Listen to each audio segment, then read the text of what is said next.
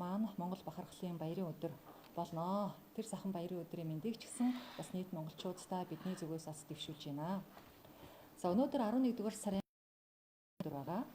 Монголын хүүхдийн байгууллагыг анх санаачлан үүсгэн байгуулсан Монголын орчин үеийн утга зохиолын үндэслэгч, соён гэгээрүүлэгч, нийгэм улс төрийн нэрт зүтгэлтэн их зохиолч Дашдоржийн Насагдоржийн мэндэлсэн өдөр. Энэ эрхэм хүний санаачлан үүсгэн байгуулсан Монголын хүүхдийн байгууллагын 100 жилийн энэ онд буюу 2025 онд тохиож байна.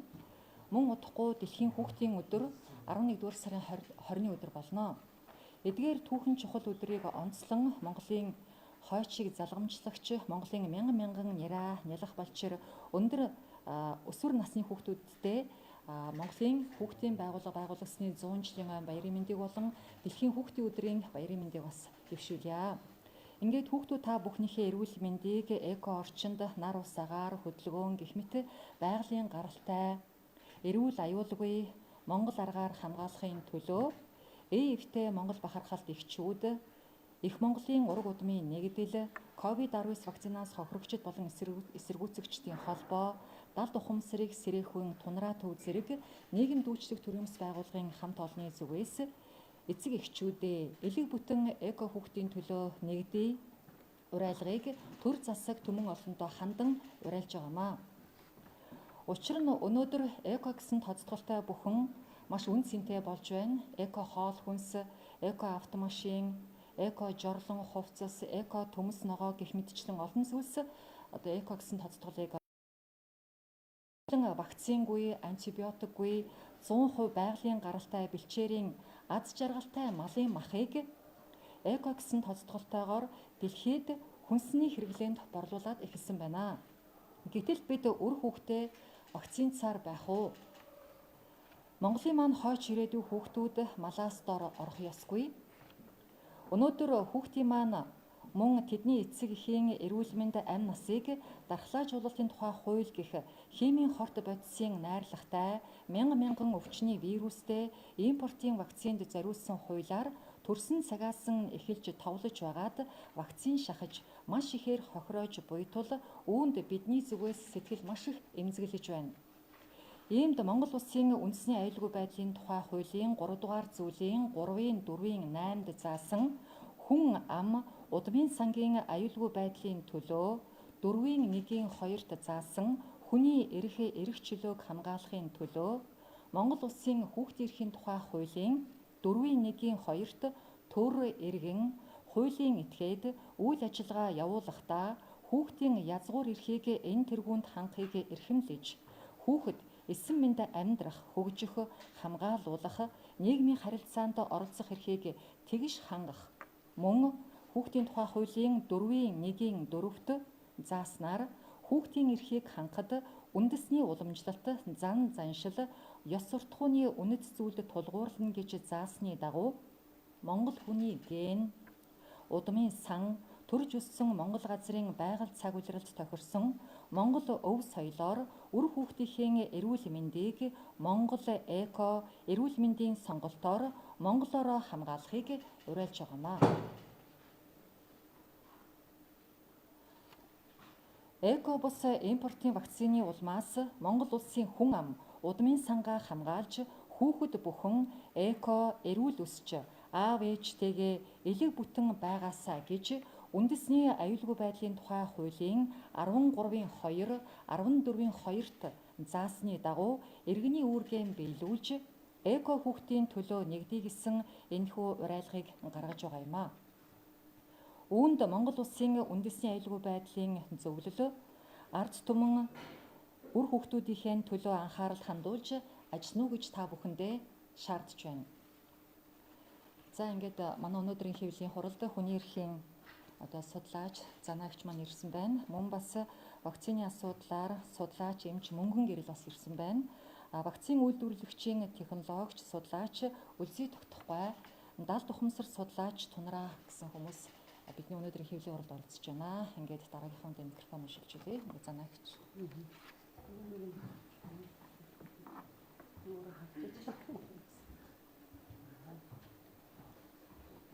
Энэ яаж солих хэлээ хүүхдүүдээ? Энэ ч болоо. дээр наадах чи явахгүй юм.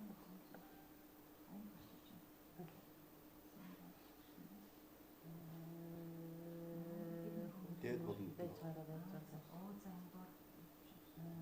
За.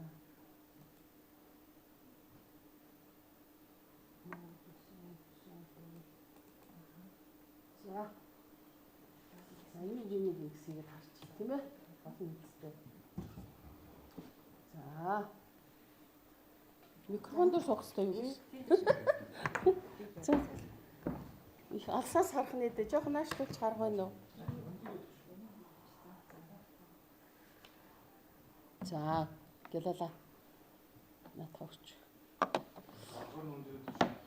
За, би занаа байна. Юу ч юм. За. За. За. Олон жил хэвлэлийн хурал хийсэнгүү. Өнөөдөр хэвлэлийн хурал хийх боломж олдлоо. Хүний эрхийн асуудлаар 35 жил ажиллаж байна. За, олон улсын болон үндэсний хууль эрх зүйн хувьд бол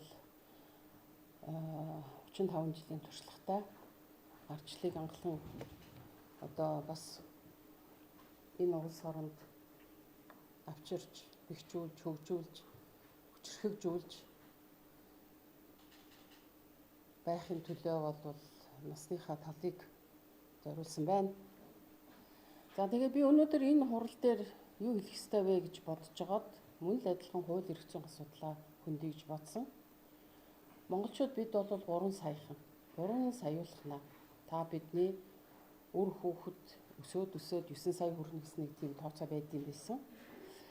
За энэ 3 сая хүний эрхийн асуудлыг хөндөх гэж байгаа. Сая эко ярьлаа. Эко, хүнс, эко, орчин, эко, эм тариа энэ асуудал ярьлаа. Тэгэхээр эко бол яагаад чухал вэ гэж? Эко өөрөө хүний эрхтэй маш холбоотой учраас маш чухал. За хүн ихээс төрөнгүүтээ эрхтэйгээ төрдөг. ертөнцийг мөнх усыг үзэхээр эрхтэйгээ хамт боддог. Тийм учраас Монгол улсын үндсэн хууль олон улсын хүний эрхийн гэрээнүүд хүнийг хамгийн чухал өөрөөр хэлбэл хүн үүссэн 950 мянган жилийн түүхэнд энэ дэлхий дээр үүссэн хамгийн чухал эрхтэй төрдөг, мөн адилхан үүрэгтэйгээ төрдөг. Тэр үүргээ эрх үүрэг хоёроо тэнцүүхэн эдэлж байгаад тэгээд ертөнцийн мөнх усыг үздэг гэсэн ийм онолоор явдаг.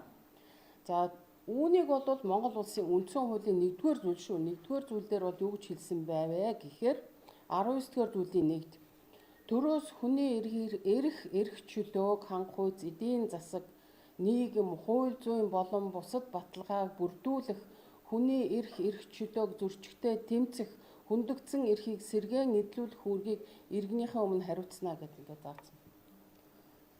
Вакцины асуудлаар бол яг энэ 19-р зүйлийн 1 заасан асуудлаар Монгол улсын төр ажиллах ёстой. Эрхэн зөрчигдсөн бол тэр эрхийн сэргээн тийм ээ мөн адилхан төр, улсын хурал, засгийн газар, шүүх засаглалын хүрээнд бол энэ эрхийг баталгаажуулан эдлүүлэх ёстой ийм учиртай байдаг юм аа. За цааш нь дэлгэрүүлээд хэлэхэд хүн бүхэн амьд явах хэрэгтэй, хүн бүхэн халдшгүй дархан байх хэрэгтэй, хүн бүхэн хууль эрх зүйн этгээд байна гэд ингээд бичсэн байж байна. Тэгэхээр зэрэг хууль эрх зүйн этгээд гэдэг чинь юу гэсэн үг вэ гэвэл хүнд өөрийнх нь зөвшөөрлгүйгээр ямарваа нэгэн эм зүйн туршилтыг хийж болохгүй, ямарваа нэгэн лабораторийн туршилтанд оруулж болохгүй, ямарваа нэгэн халдлагыг хүний өөрийн зөвшөөрлгүйгээр үлдэж болохгүй гэсэн ийм хууль эрх зүйн зарчим цаана явж идэг. За олон улсын хүний эрхийн түгээмэл тунхаглалд байна. Хүн бүр төрхөөсөө эрх чөлөөтэй гэж энэ юу гэж байгаа юм бэ? Хүн бүр төрхөөсөө эрх чөлөөтэй гэдэг чинь дөнгөж төрсөн хүүхдэд эмнэлгийн ажилтнууд, мөн цэцэрлэгийн насны хүүхэд, сургуулийн насны хүүхдэд хэн нэгэн хүн дураараа вакцин шахаж болохгүй гэсэн ийм утгыг авалж байна. хин нэг хүн дураараа вакцин шилжиж болохгүй. 24 цагийн дотор шахдаг вакцин энэ бол үндсэн хууль зөрчиж байгаа. Цэцэрлэг сургууль дээр очиж вакцин шахаж байгаа нь энэ бас үндсэн хуулийг зөрчиж байгаа. Тийм учраас хүний эрхийн түгээмэл тунхаглалд иргэний болон улс төрийн эрх зүйн одоо олон улсын гэрээ энд юг заасан байна вэ гэхээр хэнийгч өөрийнх нь эсрэг бусдын иргэшэл байлгаж болохгүй гэж. Тэгээ бусдын иргэшэл байлгаж байлгана гэдэг бол сая ковид-19 вакцины үеэр маш тод гарсан шүү дээ. Ажил албан тушаалаас нөхөн, туун, энтер гэж байгаад бүх хүний 3-аас 4 удаа вакцинцсан байгаа. Тийм ээ. Тэгэхээр вакцин гэдэг үгний цаана юу байдаг вэ гэхээр дандаа хорт бодис, химийн урвал явагддаг. За ертөнцийн жамаар биш мөнх бусыг үзүүлдэг, эрүүл мэндэнд дорооддаг ийм асуудлууд байнга одоо гарч байгаа. Тэгэхээр бид бол одоо жишээлбэл Нюрнберг 2 гэсэн олон улсын шүүхийн ажиллагаа бол эхэлж байсан түүхтэй. За энэ түүх бол юу гэхээр зэрэг вакцин бол галт зэвсэг биш ч биологийн зэвсэг юм а гэж. Биологийн зэвсгээр хүн төрөлхтнийг хороож байна гэж. Дэлхийн маш олон улс оронд энэ биологийн зэвсгээр сая хүний амийг хороож, сая хүнийг тахир дутуу болголоо гэж. Ингэж мэдээлэл гараад байгаа. Та бүхэн энийг бол өөрсдөө үзсэн байх тийм ээ. Тэгэхээр энэ дээр бол надад одоо хэлэх зүйл бол товчондоо ийм байна.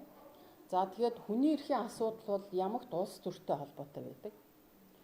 Улс төртэй холбоотой байна гэдэг утгын цаана бол юу байна вэ гэхээр зэрэг арчлал нэртэй либерал, анарх засаглал, зах зээл нэртэй зэрлэг капиталист орчин Монголын 3 сая ард түмнийг хороох, хорлох, амь насыг нь боснуулах ийм үйл ажиллагааг явуулж байна гэж ингэж хэлж байна. Тэгэхээр өнөөдрийн байгаа бидний оршин байгаа либерал арчилсан гих анарх засаглалд хүний эрхийн тухай, хүний амар тайван амьдралын тухай хэлэх, ярих, шаардах асуудал бол бидний хүч хэмжээнд хүрэхэ байсан учраас бид энэ хэвлэлийн баг борлыг хийж байгаамаа. Бид үүнээс өмнө ялангуяа одоо үндсэн хуулийн цэцэд өргөдөл гомдол гаргаж байсан. Монгол улсын одоо ерөнхийлөгч хөрөлсөх, засгийн газрын тэргүүнүүд болон их хурлын гишүүдэд, их хурлын дарагт, хүний эрхийн комист маш олон удаа өргөдөл гомдол гаргаж байсан. Гэтэл юмны учир сумны зан гэж юу байдаг вэ гэхээр ерөөсөө ардчилсан нэртэй либерал анархизм, чөлөөт зах зээл нэртэй зэрлэг капиталист нийгэмд монголчууд дээд тэнгэрээс заяатай монгол хүн амар тайван амьдрах ямар ч боломжгүй юм байна гэдгийг өөрийнхөө нүдээр, өөрийнхөө амьдралаар, өөрийнхөө туршлагаар баталлаа. Тийм учраас өнөөдөр хэвлэлийн баг борлолд оролцож байна. Та бүхэн анхааран сойрхсон талархлаа, гялалаа. За тийм.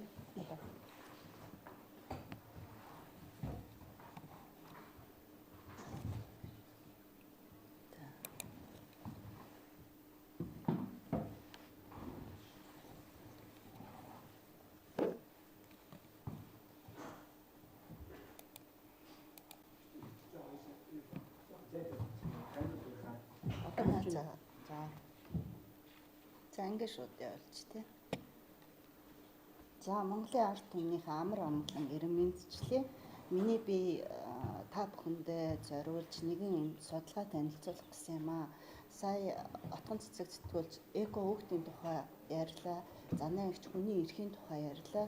Одоо тэгэхээр энэ их вакцины асуудлаар судалсан улс байдгийн байна. Америкийн нэгдсэн улсаас 2020 онд тус судалгааг бол нэгэн Портланд хотын хүүхдийн хувийн эмнэлэг дээр хийсэн байна. Тэгээ энэ судалгааны тухай та бүгдтэй одоо танилцуулъя гэж илдэж ирсэн юм аа. За энэ судлаач маань болохоор Джеймс Янс Вейлер гэдэг хүн байгаа. Энэ хүн болохоор онлын болон хэрэглээний танин мэдхүү хүрээлэнгийн хүн байгаа. Хүрээлэнгээс оролцсон судлаач байгаа. Паул Томс болохоор одоо бидний энэ судалгаанд оролцсон хүүхдүүдийн эмнэлгээс төлөөж оролцсон Портланд хот.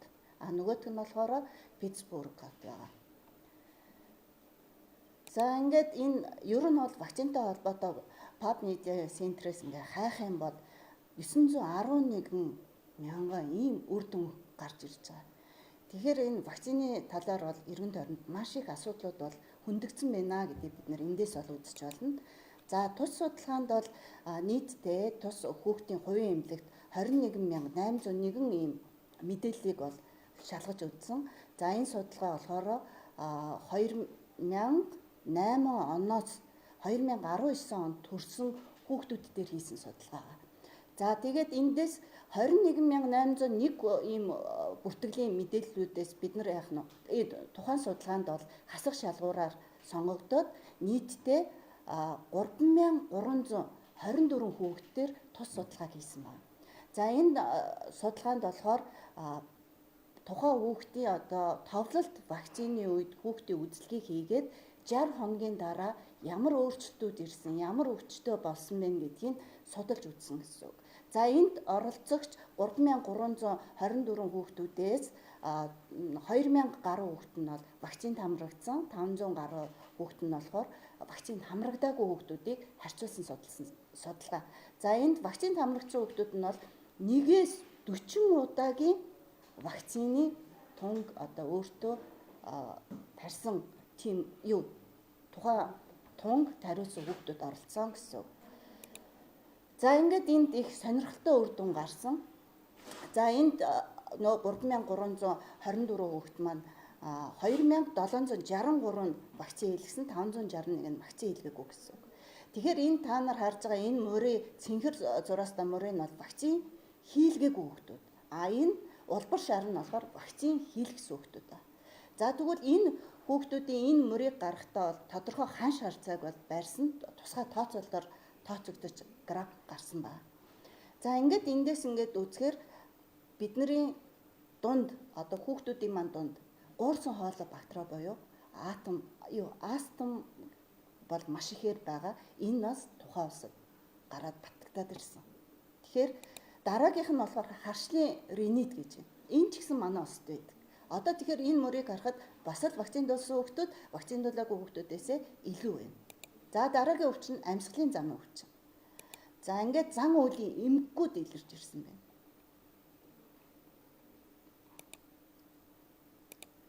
За дараа нь анхаарал дутмагшил хэд хөдөлгөөнтөх эмгэг. Энэ маш түгээмэл тохиолдсон. Гэтэл энэ судалгаан дээр бас энэ өвчин гараад ирсэн байна. За дараагийнх нь амьсгалын замын бүх төрлийн халдварууд байна. За дунд чихний өрөвсөл. За энэ бас л бидний одоо бага насны хүүхдүүд маань тохиолдож байгаа элбэг тохиолдож байгаа өвчтлийн нэг. За чихний өвдөлтүүд. За бусад халдварт өвчнүүд байна. За нүдний эмэг конъюнктивит гэж байна, тийм ээ? Энэ өвчин. За дараа нь нүдний бусад эмгэгүүд. За экзем буюу арсны намарс өвчин гэж байгаа.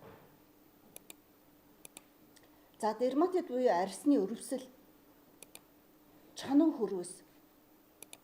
За цус багталт. Ингээд нийтдээ бол 15 өвчнийг 60 хоногийн одоо хугацаанд судалж гаргасан байна.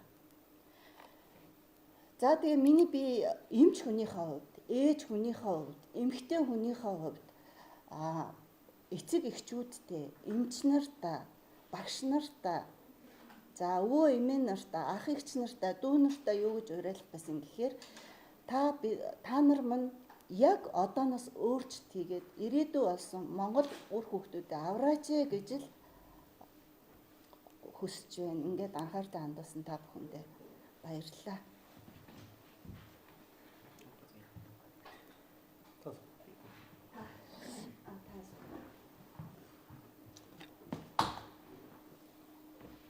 За өдрийн мэнд хүргэе. За би дард хумсар судлаач Тунраа гэж хүн байна. За ер нь бол 3D ертөнцид бид нар амьдарч байгаа тохиолдолд вакциныг бол хийлгэнэ. Яагаад тэгэхээр зөвхөн физик одоо төвшөндөө хүнийг одоо анатом биологи талаас нь харж байгаа үед бол хүнд вакцин хэрэгтэй гэж ойлгоно. Нэг талаараа бол дүрстэй биеийг бид нар судалж байгаа үед гэтэл хүн өөрөө дүрстэй бас дүрсгүй биений одоо нийлбэр байдаг. За тэгээд 4-өөс дээшээ 5D ертөнцид бол хүн ямар ч вакцины хэрэг багахгүйгээр амьдрах агуу их чадамжтай юм байна гэдгийг судлах боломжтой. Далд ухамсар гэдэг болохоор нэг талаараа бол хүн судлалын маш их гүнзгий нарийн судалгаа явагддаг юм аргачлал байдаг. Тэгээ хүн хинээс эхлэх вэ гэхээр өөрөө өөрийгөө судлаж мэдсэн цагаас хойш биднэрт ямар их агуу их потенциал чадамж энерги байдаг юм бэ гэдгийг ойлгож ухаарна. Тэгэхээр яг ер нь одоо бид нар вакцин гэдгийг одоо эрт дээр үеэс л хавуулаад хийлгэж ирсэн бүр сурсан.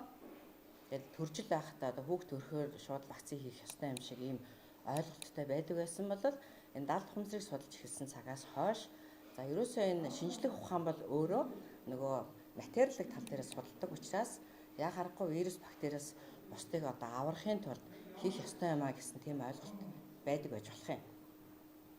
Гэтэл нөгөө хүний ухамсараас дээшээгээ тийм ээ оюун санаас дээшээгээ ухамсарын хэмжээс рүү ороод ирэхлээр хүн ерөөсөө өөрийн гэсэн одоо агуу их эсэргүүцэх чадамжтай юм байна. Өөрөө өөрийгөө амгаах боломжтой юм байна гэдэг ийм одоо талын судалгаа бол илүү болсон байгаа одоо. Тэгэхээр бид бол тэргөө тийм ээ байгалийн бүтээл болохоос шинжлэх ухааны бүтээл биш юм.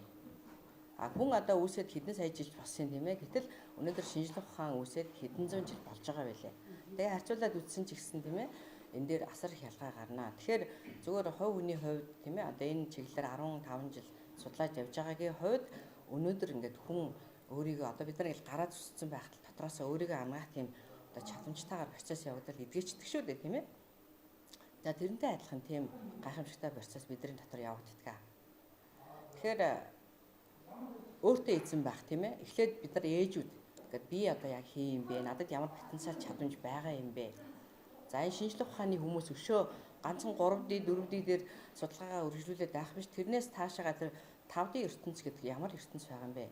Ямар их агуу потенциалтай юм бэ бид нар гэдэг энэ талаар судлахад одоо харин за вакцин бол өстой хэрэггүй юм байна гэдэг ойлголтыг бол гаргаж ирэх баха. За миний зүгээс бол ийм ойлголт өгөөрэй.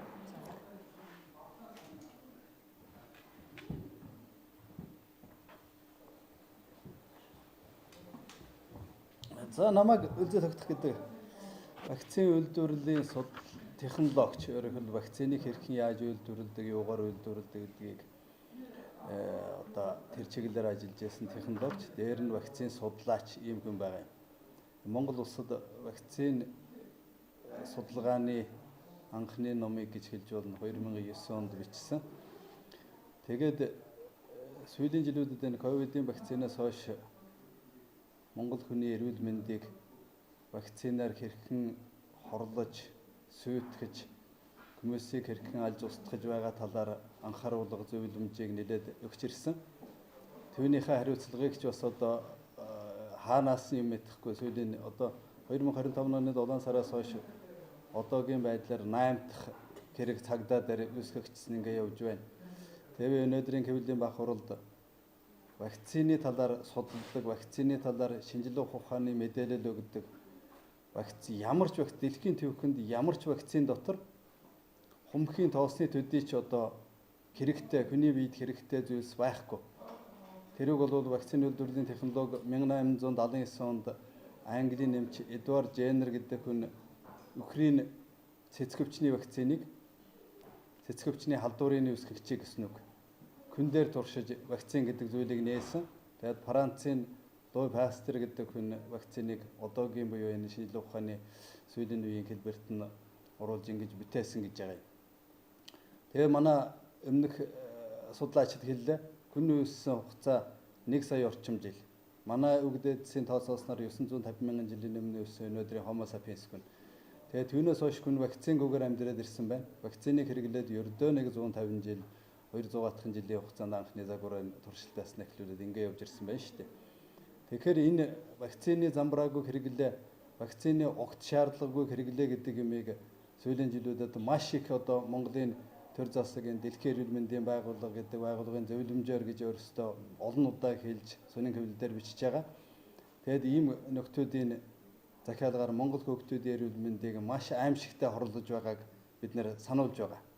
Тухайлбал өнгөрсөн 2024 оны 12 сарын 4-нд бид нэр хүний эрхийн үндэсний комиссээр очиж энэ Gardasil гэдэг одоо эмэгтэй хүний умаан күзүүний хор тавдраас сэргийлдэг их вакцинаар 11 настай охид хөвгүүдийг тарьдаг энэ үйл ажиллагааг болооч ийм шинжилгээ ухаан дэлхий дээр байхгүй. Энэ бол хаанаас нь өгсөн зөвлөмжөөр Монгол хүүхдүүдийн эрүүл мэндийг ингэж хохирож хорлож байна вэ гэдэг асуудлыг ярьсан. Над дээр үүсгэсэн одоо тэр олон удаагийн цагдаагийн хэрэг үүсгээд яваад байгаа энэ асуудал ч гэсэн тэр Улаанбаатар өвчнөд холбоотой.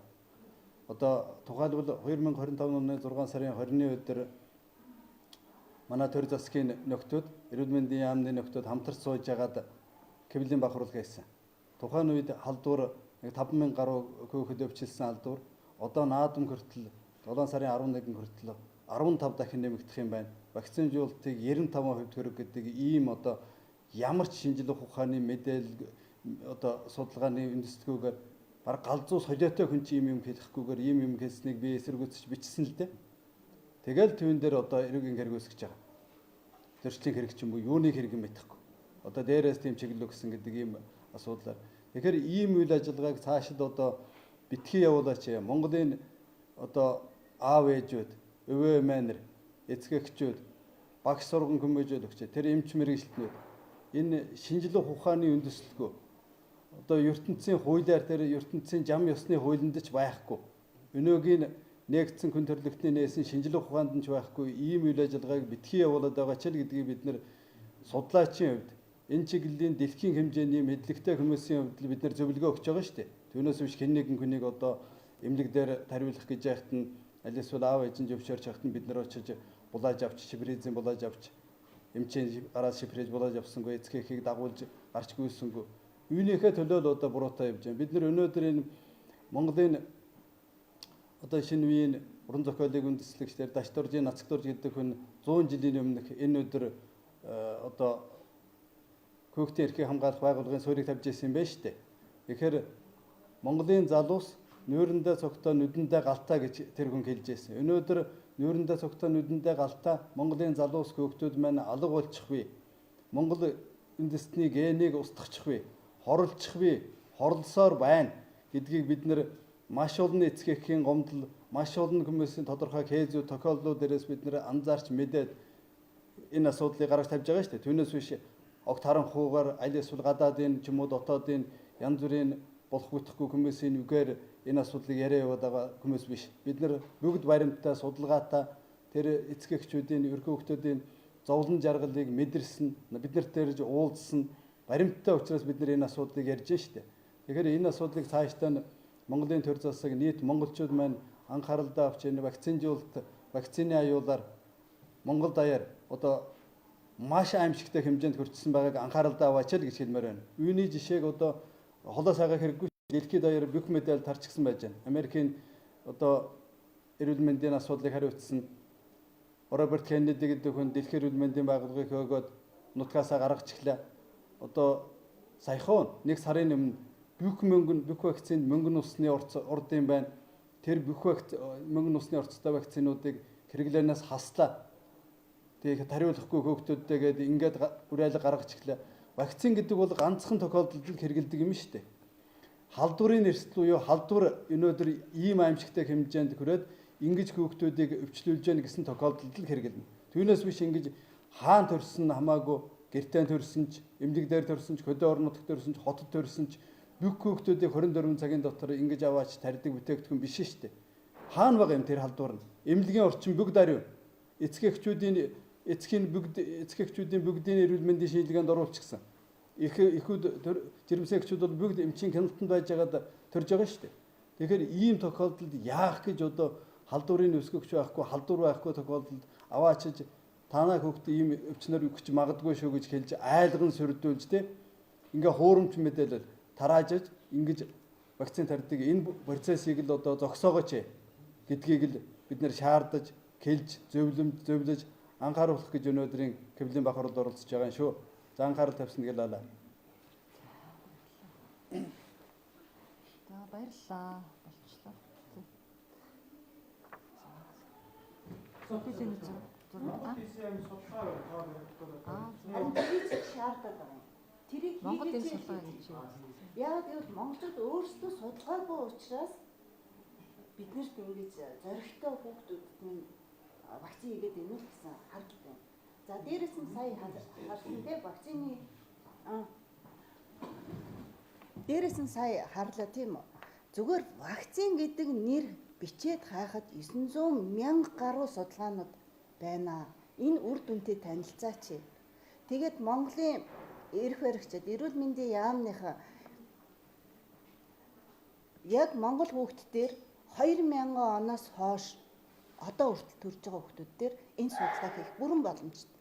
Энэ бол яг нь зүгээр амбулатори дээр үзүүлсэн хүүхдүүдийн бүртгэлээс авч хийсэн судалгаанууд. Манайх яагаад ингэж болохгүй гэж. Тэгэхээр энэ Портланд хот бол 3.8 сая хүнтэй. Монгол хэд вүлээ? Гэтэл өнөөдөр энэ хот зөвхөн нэг хот энэ судалгаагаа тухайн эрх хөрх нэрээ нуусан одоо энэ судалгаанд ороод үзэх юм бол нэрээ нуусан хит хитэн хүмүүс энэ хүмүүс тусалсан. Энэ албан юу ч байгаагүй. Бид нэр өөрсдөө ингэ санаачиж хуваараа энэ аюул болоод байна гэдгийг гаргасан чи ийм үр дүн гарсан байна. Тэгэхэд энэ судалгааг бол Монгол бүрэн хийх боломжтой. Яагаад энийг хийхгүй байгаа юм? Яагаад сэтгэл зүрхээ биднэрт ингэж хүүхдүүдтэй зориулахгүй байгаа гэдэг дээр л сэтгэл өдөөл өөрөө ирэхгүй өнөөдөр ингээ ирээд энэ судалгааг олон нийтэд хүргэж байгаа юм шүү. Би өөрөө эмч хүн. Тийм. Ер нь вакциныг би үйлдвэрлэдэг хүн, судалдаг хүний хувьд хэлэхэд хүн дээр вакцины туршилт явагддаггүй. Одоо 11 настай өгтгөө Монголын өгтгөө тариад 35-аас дээш наснд нь уман хүзэний хорт тавдар тусахаас бид нэр сэргийлж чадж гэнэ гэж хэлдэг судалгааг Монголд битгийхэл дэлхийд ийм судалгаа байхгүй.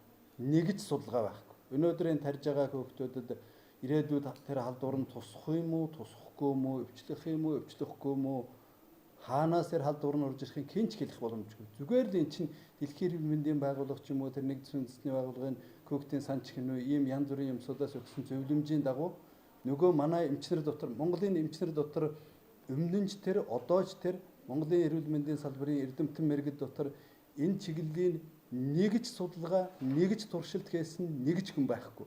Нэг өгүүлбэр бичсэн хүн байхгүй. Нэг өгүүлбэр уншсан хүн байхгүй. Тэгэхээр аимшигтай юм хийж байгаа биз энэ хүмүүс. Юуныг л бид нэр анхаарал даваач гэж хэлээд байгаа юм л. Вакцины тэгэхээр та бизнес гэж харж байна. Бизнес. Ердөө л бизнес. Одоо дэлхийд даяар та бүхэн бас хэвлэл мэдээллийн хүмүүс анзаарч байгаа биз дээ. Ер нь эн чинь big pharma-уудын тэр эмийн компаниудын вакцины үйлдвэрүүдийн борлуулалтыг л нэмэгдүүлэх. Тэгээд эн чинь дэлхийд даяар явчихсан маш юм аимшигтай сүлжээ. Түүний цаана зөвлөмжийн өгдөг газар нь тэр дэлхийн эрүүл мэндийн байгууллага, тэр нэгдсэн үндэсний байгууллага гэдэг. Тэгээд энэ байгууллагууд өнөөдөр хэний харьяанд байна вэ гэдгийг та бүхэн мэдэрч байна уу? Одоо би дэлхийд даяар энэ соёл иргэн шилтгэн бүхэн би удаад харчихлаа гэж ингэж ойлгож байгаа шүү дээ. За энэ дээр нэмээд сая судалгаатай холбогдуулаад нэг юм нэмж хэлье. Тэр юу гэсэн баримт байдаг вэ гэхээр эрүүл мэндийн сайдын бүгдээрээ тэмдэглээд аваарай. 2012 оны 6 сарын 17-ны 217 дугаар тушаалын хавсралт гэж байгаа. Надаас авсан ч болно. За тэн дээр вакцины дараах гаж уруулуудын тухай 3 зүйл заалтаар 20 гаруй өвчин бий болгодог гэсэн ийм тогтоол байгаа. Эрүүл мэндийн сайдын тушаалын хавсралт нь өөрөө бидний судалгааны баримт болж өгнө. Бидний судалгааны баримт. Өөрөөр хэлбэл энэ шүүхэд очсон ч энэ баримт баталгаатай. Яг гэвэл сайдын тушаал. Тэн дээр вакцинд хариулсан хүүхдүүд ямар өвчнөөр өвчлөдөг вэ? Яаж нас бардаг вэ? Гэдэг хэдэн цагийн дотор нас бардаг вэ гэсэн ийм хавсралттай бичигдсэн байж байгаа. Өөрөөр хэлбэл сая бас нэг судалгаа харсан Монгол төрж байгаа хүүхдүүдийн 76% нь гэсэн баха. Арай ч өндөр үгүй юу? Эхнийхээ 6 хоногийн дотор гинт нас бардаг. Гинт нас бардаг. тэр Оросын судлаачдын юун дээр байсан баг шүү. Тий. Тэр нь юутай холбоотой гэхээр энэ сүрье, гепатит Б, тэгээд сахуу татрангийн вакцин. Энэ гурвыг хийснээс болж хүүхэд гинэт нас бардаг. Өөрөөр хэлбэл энэ гурван вакцин хийлгсэн хүүхэд 3 кг-тай хүүхэд насанд хүрсэн хүн 30 вакцин шахуулсантай адилхан тийм ачааллыг авдаг гэсэн. Ийм бас мэдээлэл байдаг. Миний хувьд яагаад энэ вакцины асуудлаар зөвхөн хүний эрхийн асуудлаар биш, одоо вакцины асуудлаар ингээд судлаад байна уу гэхээр Америкийн нэгдсэн улсад бүтээгдсэн дэлхийн 60 гаруй экспертүүдийн ярьсан 10 удаагийн 2 цагийн тус бүр 2 цагийн цуврал документ одоо баримтат кино баг. Тэрийг үзсэн. Тэрийг бол бүр 5 удаа үзсэн би. Хэлийг сайн ойлгох гэж те юуг нь болохгүй байгааг нь ойлгох гэж. Червонская гэдэг Оросын доктор байгаа, вирус судлаач. Тэрний 2 цагийн бичлэгүүдийг бас олон удаа үзсэн. Зарим нь одоо орчуулж гаргаад байгаа бид нар. Орчуулж гаргаад байгаа хулан рушира гэдэг юун дээр фэйсбүүк дээр байгаад байгаа. Тэгэхээр ийм одоо том судалгаанууд байна. Энийг одоо эрүүл мэндийн яамаа та нарт ийм судалгаа байна уу гэд өчнөө асууж байна. Ерөөсөө байна ч гэж хэлдэггүй. Тэгэл Улаанбурханаа тариул, вакцина тариул, одоо Гардасила тариул гэл ингээл шахаад байдаг. Хөдөө орон нутаг одоо мэдээлэл муутай газруудаар бол тэд нар бол идэвхтэй шахаж байгаа бүр. Эцэг их нь үгүйгээд байхад хүүхдийн жагсааж авчиж жагаад тарьж байгаа. Ийм асуудлууд байна. Тийм учраас хэвлэл мэдээллийнхнээс үсэх юм бол юу гэхээр өргөн олон даяараа орон нутагта Монгол улс даяараа сайхан түгэж өгөөрэй. Мэдээл байхгүйгээс болоод эцэг эхчүүд манд гиндээд дээ шүү. Магадгүй эмч сувилагч нарч өөрсдөө мэдэхгүй байгаа учраас хүний хүүхдийг хорлож байгаагаа бас мэдэхгүй байна. Тийм учраас энэ 3 сая хүнээ хөх монголчуудаа бид нэр ирээдүйд нь үлдээх юмсан энэ дэлхийн одоо энэ дэлхий дээр ер нь Монгол улс байхгүй бол дэлхий сүннэ гэсэн ийм одоо өвөг дээдсийн онол байгаа шүү дээ. Тэгэхээр зэрэг тэр сая 3D, 4D, 5D гэж сэтгэдэг хүмүүс байна гэж яриад байна шүү дээ. Тэгэхээр зэрэг тэр Бат утганы ч лекц байгаа шүү дээ. Тэрэн дээр бол юу гэж хэлж байгаа нөхөр 7D хүртэл сэтгсэн байхад ямар ч өвчин байхгүй. Ямар ч өвчин тариа вакцин хэрэггүй. 7D хүртэл сэтгсэн байхад Монгол улс дэлхийн төв болно гэж ингэж яриад байгаа шүү дээ тэр хүн. Тэгэхээр энэ бол их учиртай. Яг гэвэл энэ физикийн онол шүү дээ, тийм ээ. Энерги шилжих онол, энергийн дамждаг онол. Ингээл одоо бүх юм энэ орчин үед их өөр болж байна хүүхдүүдээ. Тэгэхээр та бүхэн бас энэ дээр маш их анхаарч судлаарай. Одоо илүү их мэдээллүүдийг олон түмэнд хүргээрэй. Ингээд та бүхэндээ сайн сайхан бүхнийг хүсье.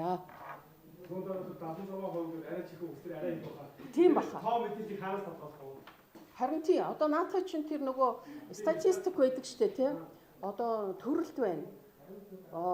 Няра төр 22 оноос хойш ч юм уу тийм үү. Эсвэл одоо ер нь 92 оноос ч хойш товлол вакцины эхэлсэн штэ манайд. Нөгөө хуулийн гарснаас хойш 2000 онд хуулийн гарсан юм байлээ. Гэхдээ тэрнээс өмнө бас хийж исэн.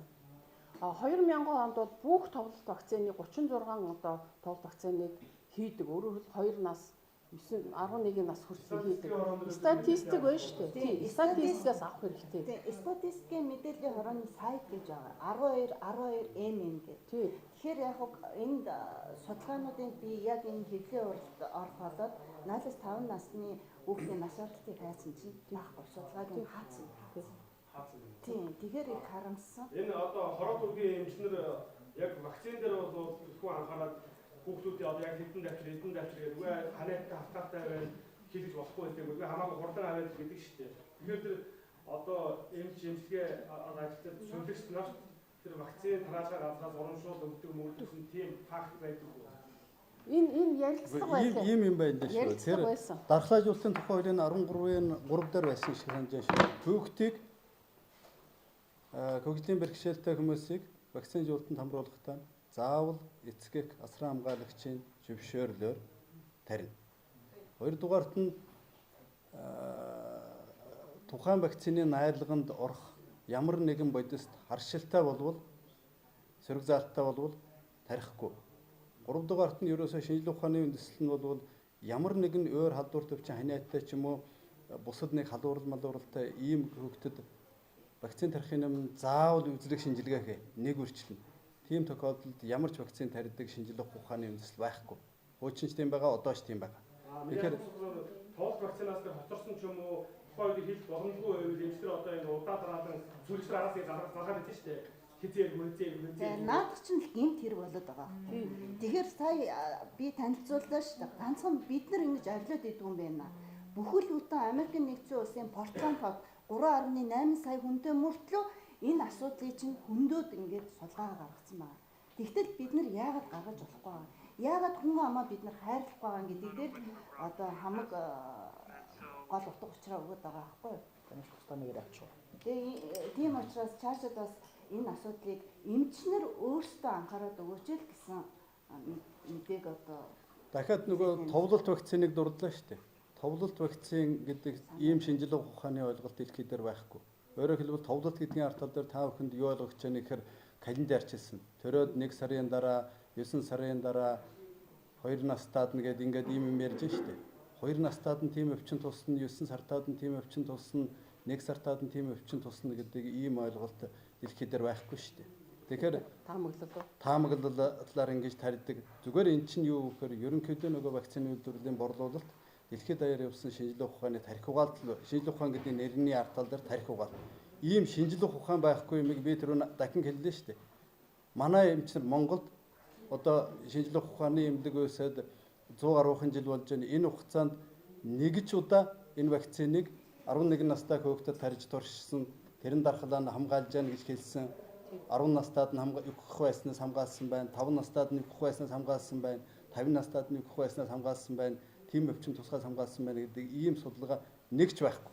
Одоо тэгвэл энэ дахиад вакцин яах гэж үүссэн, яагаад ингэж бизнес болгоод өргөжүүлэх хэмжээний болцсон гэдэг нэг асуулт байна шүү дээ. Тэгнь. тэрийг судлах хэрэгтэй. Бас нэг юм судлах биш ээ, судлагдсан сэдв. Ягаад гэхээр вакциныг зөвхөн тодорхой халдвараас, аимшигтай халдвараас, юклин аюултай халдвараас сэргийлэх зорилгоор хэрэгэлдэг бүтээгдэхүүн. Түрүүн би яриандаа дурдсан вакциныг ганцхан тохиолдолд хэрэглэдэг. Халдвар нь хаана байна гэдэг тохиолдолд, халдвар байгаа тохиолдолд тэр нь халдвар нь магадгүй юклд амьд хүрэх тийм тохиолдолд хэрэгжилж магадгүй амнасны аюултай байгаа. Екатерина хааны үед бол хүүхдэд нь тарьж ирсэн вакцин байдаг.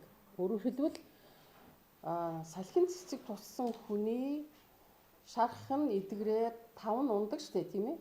Тэр унсан 5-ыг нь одоо ингэж өөрүүлж агаад эрүүл хүнд үнэртүүлж нөгөө хамрын тамхи шиг тэгж агаад одоо хүнд тусах байсан хүнийг арай хөнгөн тусгах ч юм уу. Ийм туршилтыг болоод хийж исэн байлээ. Тэр Оросын судлаачийн ярьж байгаагаар.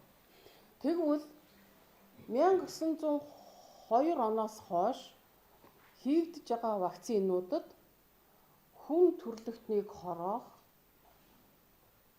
мөнгөн ус, хөнгөн цагаан, формалдегид, полисорбат гэх мэтлэн ийм олон химийн бодисуудыг хийдэг. Эдгээр химийн бодисууд нь хүний тархинд нөлөөлдөг. Тэгээд тэр нөлөөлсөн бодис нь тийм өвчнийг бий болгоно гэд хэсэг нь манай тэр 2012 оны 6 сарын 27 оны 217 дугаар тушаалд байгаа. Ийм өвчнүүд үүсдэг шүү. Гэт нэг хоёрт нь бас нэг юм юу гэхээр зэрэг Америкийн эрүүл мэндийн сайд буюу төрийн нарийн бичгийн дарга Роберт Кеннедигийн хэлснээр Америкт хийгдэж байгаа 76 вакцин байгаа хүүхдэд нь. Төрснөөс нь хойш хийгддэг 76 вакцин дээр нэг ч удаа аюулгүй байдлын судалгаа хийгээгүй гэж. Нэг ч удаа аюулгүй байдлын судалгаа хийгээгүй. Тэгэхээр манайх хийж чадахгүй буюу хийгчгүй гэсэн үг. Одоо бид ямар арга зам байгаа? Хил гайл дээр хяналт чанартай хаах ёстой юм уу? Ард түмний гэгээр хүн болгон тэр одоо эмчийн хийж байгаа одоо энэ тавиар вакцины одоо зааж үлдэх бүгдийг уншаад болон болохгүй өөрсдөө шийддэг болох юм уу? Гарцсан юу? Ер нь бол ангаах ухааны альч сургуульд Америкч бай, Оросч бай, хаач бай вакцины тухай хичээл заадаггүй. Вакцин сайн л гэж заад. Тийм өвчнөд ийм вакцин тарина. Энийг бол бас баталгаатай, нотлохоотой. Би зүгээр Өөрөөр хэлбэл дагуулах юм байна. Тэгээд вакцины дотор орж байгаа орцууд байгаа шүү дээ. Тэр химийн орцууд, дахиа гахаа, үхэр нохооны, амралтын ногоон самрагчны эдисүүд, гений өөрчлөлттэй тий.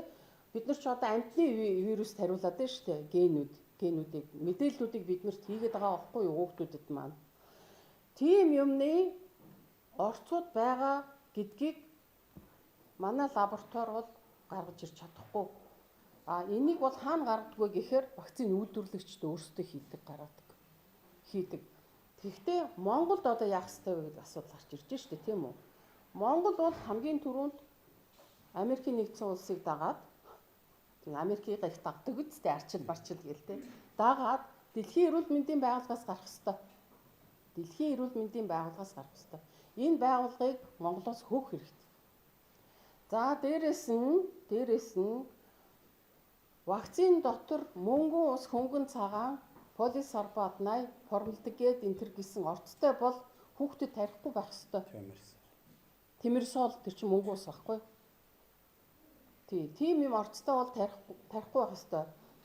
Иргэд бол яах ёстой вэ гэвэл эмч нар дуудаад, солиоч нар дуудаад байвал за наад вакциныхаа орчийг үзүүл. Орчийг харъя. Бүр наад захын тэгж асуух. Орцтой танилцуулаа. Тэгжээж наадхыг чинь би хүүхдэд хариулах үгүй юу гэдгийг хэлнэ.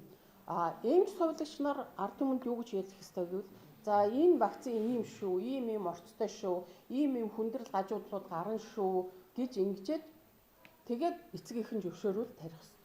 Гэтэл манайх яаж гэнэ вэ?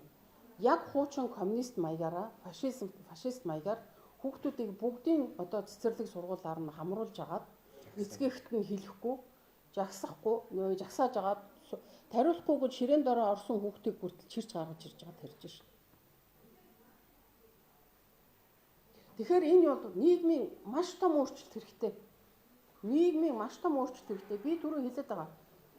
Ардчил нэртэй либерал анархизм байгаа цагт энэ өөрчлөгдөхгүй. Ойлгож байна уу? Зүгээр хамгийн түрүүн дархлаажуулалтын хууль гэж байгаа. Энэ хуулийн дээр хүүхэд болгон вакцин хийх ёстой гэдэг. Албан ийм хуулийг бид нар сайн дурын болгох ёстой. Тэрний бүрээн дээр яг нэг эцэг эхчүүд бид нар өөрсдөө мэдээлэл үзэж байгаа. Итгэл үнэмшлэрээ хийлгэх хийлгэж болно, тий? Хийхгүй нэг хийлгэж болно. Хийхгүй. Ямар ч гэсэн вакцин хийлгээгүй хүүхэд бол одоо ямар ч нийгэмд аюулт барихгүй. Харин вакцин хийлгэсэн хүүхдүүд та нар энэ дээр харж байна, тийм үү? Сэтгэл зүйн өөрчлөлтүүд яаж явагдсныг саяны энэ 15 хүүхдээр гарч ирж шээ. Хэд хөдөлгөөнд инвэшл, тийм үү? Тий, түрүүн би ярьсан шүү дээ. Хүний эрхийн тухай би ч одоо хүний эрхээр бас нэлээд хэдэн жил ажилласан учраас тэнд нэг гоё тийм нюанс байгаа байхгүй юу? Хүн төрхөөсөө үхэн үхтлээ эрхтэйгээд байдаг. Төрж байгаа хүүхдийн эрх хэрэгчлөөг иймч, сувилагч, эцэг их, ах トゥ хамаатан садаг хийж зөрчих хэрэг байхгүй. Тэр насан турсан хойноо өөрөө асуудлаа шийддэг тийм одоо ухамсартай, мэдлэгтэй, чадвартай болсон хойно өөрийнхөө амь насыг өөрөө хариуцаж вакцины хийх үгүй юу гэдэг асуудлыг өөрөө шийдэх ёстой. Ойлгож байна уу? Тийм учраас бид төрөх газар цэцэрлэг, сургууль, насан туршаагаа хүүхдүүд хаана байна тэр газарт вакцин хийх ёсгүй. Хүний эрхийн хуулиар, үндсэн хуулиар, хүний эрхийн түгээмэл тунхаглалаар иргэний болон улс төрийн эрхийн пактуудаар монголчууд чинь нэгдээд орсон байгаа шүү. Тэгээ одоо болтол монголчууд үндсэн хуулиар зөрчсөн хуулиудыг хэдэн зуугаар нь хийж байна. Тэгэхээр энэ улс ардчилсан улс биш. Либерал анархист улс. Тийм учраас би зоригтой хэлж байна. Яг тэгвэл баталгаан тэр. Дөнгөж төрсөн хүүхдэд насан турсан хүний 30 вакцин шахуулсантай тэнцгээр тийм том ачааллыг өгж байгаа. Тэр 3 вакцин бол энэ бол зүгээр аллага байхгүй юу? Геноцид. Одоо ингээд дэлхийн нийт чинь юу яасан бэ штэ? Малдаа вакцин хариулахаар болсон байна. Вакцингүй малын мах, антибиотик хариулаагүй малын махыг хамгийн өндөр үнэтэй авч ин. Тэгээ дээрээс нь фермерийн малын мах биш, одоо бичээрийн малын мах, аз жаргалтай малын мах гэж нэрлэдэг болсон байна. Тийм учраас малдаа вакцин хариулахаас татгалздаг болсон бахад бид хүүхдүүдтэй вакцин хариулж болох юм уу? Вакцины орц найрлага үнэхээр судлаад үзэх юм бол нэг ч хүн хүүхдэд вакцин тариул гэж хүсэхгүй. Үнэхээр бол аим шиг. Тэгээд тэр нэг эрүүл мэндийн сайдын түрүүн замаагч хэлсэн 2012 оны эрүүл мэндийн сайдын 217 тооц тушаалыг та нар үзээрэй. Угаасаа эрүүл мэндийн яамны цахим хуудас дээр байгаа. Тэрийг та бүхэн нэг бүрчлэн үзэх юм бол яг л одоо нөгөө нэг энэ аудицэнд хүүхдүүд их болоод байгаа тийм ээ. Бүх хөгжлөд дурдсан байгаа. Эдгээр тэртээ тэрлгүй яах вэ?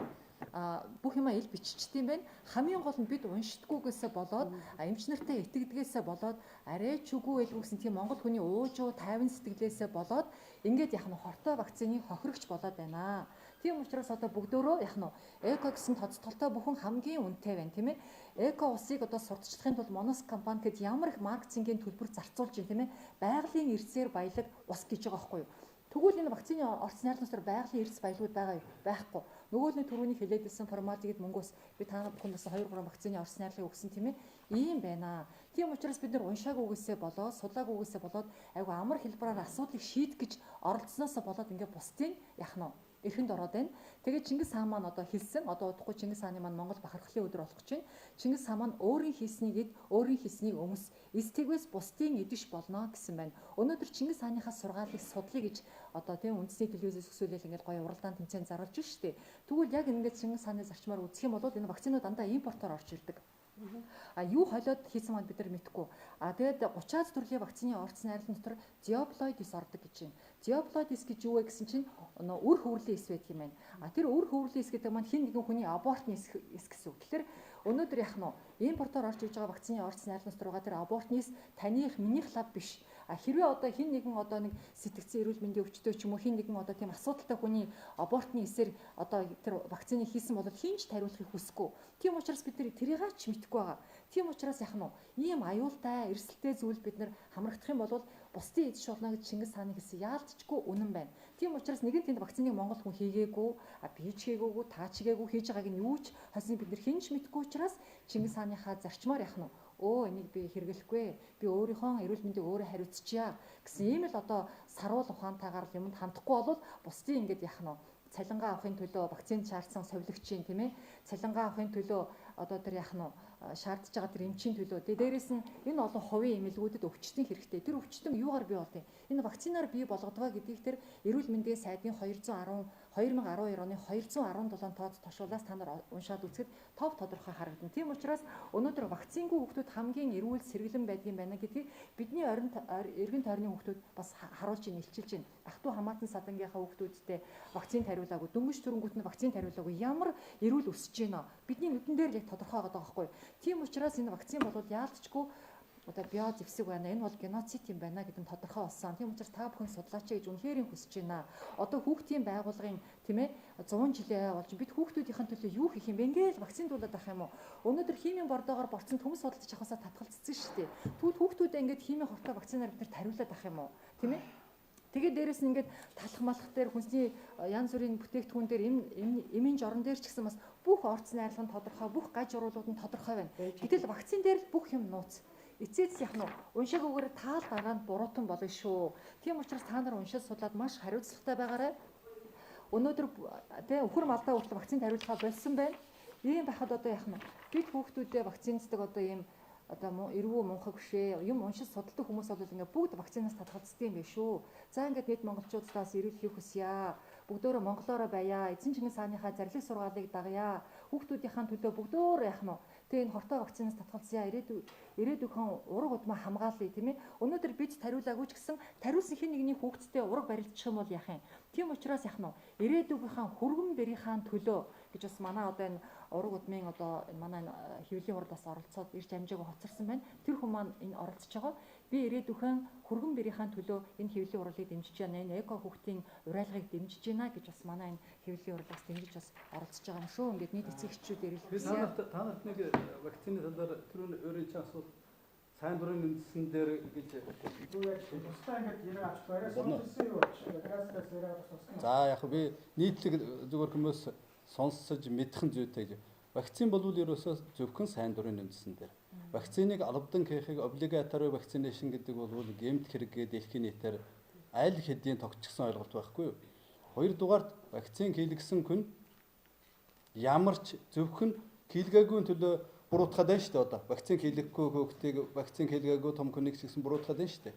Вакцин хийлгээгүй хүн хүнд ч ямар ч аюул учруулахгүй. Харин вакцин хийлгэсэн хүн аюул учруулах магадлалтай. Энэ бол шинжлэх ухаанаар батлагдсан аксиом. Тийм учраас энэ дээр бол хүн бүхэн вакциныг тийм хүсэж хийлгдэг өөрөөр хэлбэл тийм халдвартай газар руу би явах гэж байна. Тийм халдвартай орчинд би очих гэж байна гэж л хийлгэхээс биш. Төрсөн хүн бүхэнд халдваргүй хаана явж байгааг нь мэддэхгүй ингэж хийдэг бүтээгдэхүүн биш байхгүй юу? Энийг л ойлгоод өгөөс нийгэм маань, сайд дарга нар маань, Монгол улсын төрөө засаг маань гэж ингэж л хүсэж байгаа юм. Энэ үлзий тогтох доктор бол юу яриад байгаа юм? Би бол их олон удаа бас хамт явж байгаа. Тэгэхээр энэ зөв вакцины асуудлаар яриад байгаа шиг байна. Өвчнийг үнэхээр тэр даардаг, тэр халдварыг зогсоодог тийм вакцины тухай яриад байгаа шиг байна. А бидний яриад байгаа вакцин бол нөгөө хортой вакцинууд ч. Тэрийг бол ямар ч халдвар байсан хийлгэж болохгүй. Тий бас нэг түрүүн отгоогийн ярьсан яриан дээрээс эдгээр яриад байна шүү дээ. Вакцин дотор их аюултай орцууд гэдэг. Вирусыг өсгөрлөхдөө зөвхөн хор тавдрын эс дээр өсгөрлөж байгаа. Хор тавдрын эсийн тэр мэдээлэл ген шингэсэн ийм бүтээгдэхүүнээр бүх дэлхийд даяар хэрэглэгдэж байгаа вирусын вакцин ийм байгаа шүү. Тэгэхээр ямар мэдээлэл, ямар ауратай, ямар энергитэй юм өргөөгтэй хариулж байна гэдгээ бас бодох ёстой шүү. Тэгээ түрүүний бас дад тухамсарын тэгээ нэг багш ярьсан шүү дээ тийм ээ. Хүн өөрөө ямар хүчтэй вэ гэдэг. Тэрийг л мэдэрч. Өнөөдөр ковидын вакцины үеэр бид нэр ковидын вакцинд хариулахгүй гэдэг дээр эргэлзэж байгаа судлаад үзсэн чинь хариулах байх нь зөв юм байна гэдэг. Тэрнээс болоод энэ вакцины судлаад үзсэн чинь хөө ямар аюултай юм байсан бэ гэж ойлгож байгаа байхгүй. Тийм учраас яах нь вэ? Та бүхэн судалж үзчихэд өөрөө өөртөө итдэг. Хүн өөрөө гайхамшигтай хүчтэй шүү. Үнэхээр юм бол та өөрийгөө мэдрээрэй гэж хүсье.